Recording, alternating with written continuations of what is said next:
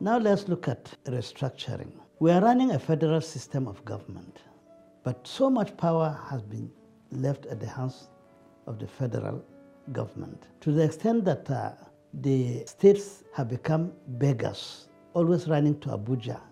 Therefore, powers should be restructured in such a way that powers should go back to the federating units, so that the federal government will take care of only what brings the federating units together and the external policies of government. Therefore, the Nigerian state that is in dire need of restructuring, and as such, a constitutional amendment is necessary for changing the current legal structure.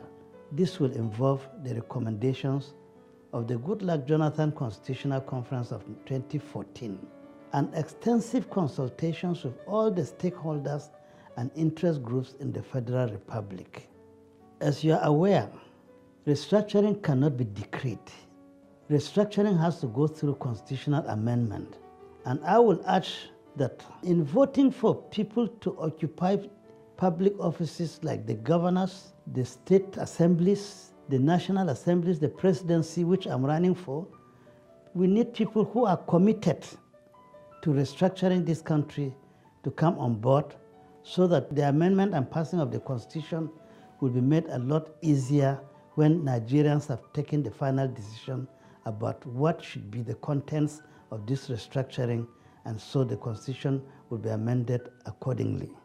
Also, where applicable, if not already included in the earlier recommendations, a provision for national referendum to be included in our Constitution to enable Nigerians to vote for themselves on critical issues of discourse.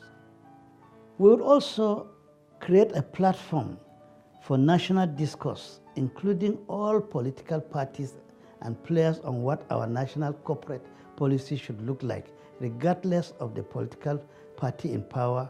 This is to enable Nigeria to achieve consistency in policies for national interest and stability.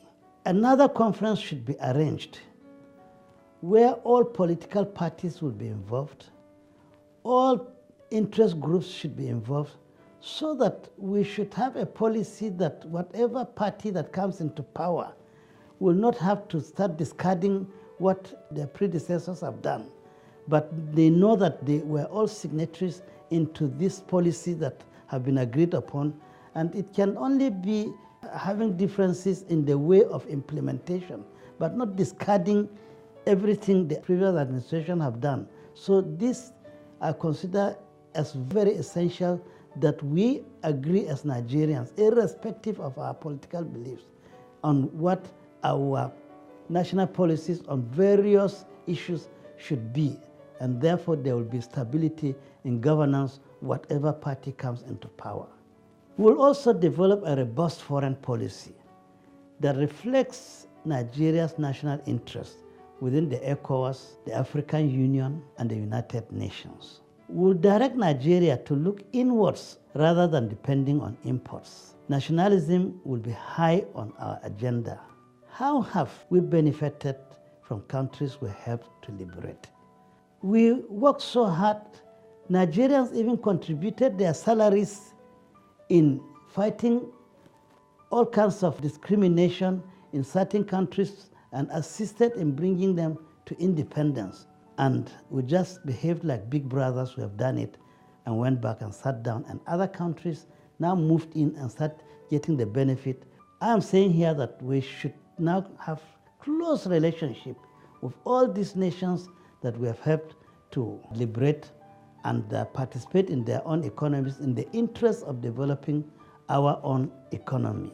We will also say that Nigerian foreign policy must first take cognizance of our own internal requirements. I will go with President Donald Trump when he says America first. My idea of understanding America first, if I say Nigeria first, is for us to now start looking at ourselves internally.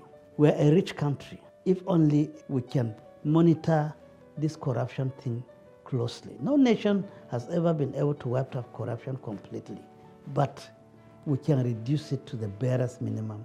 Our administration We'll look at the way we budget, the way we come up with our development plan to enhance proper development and cut down on this corruption drastically.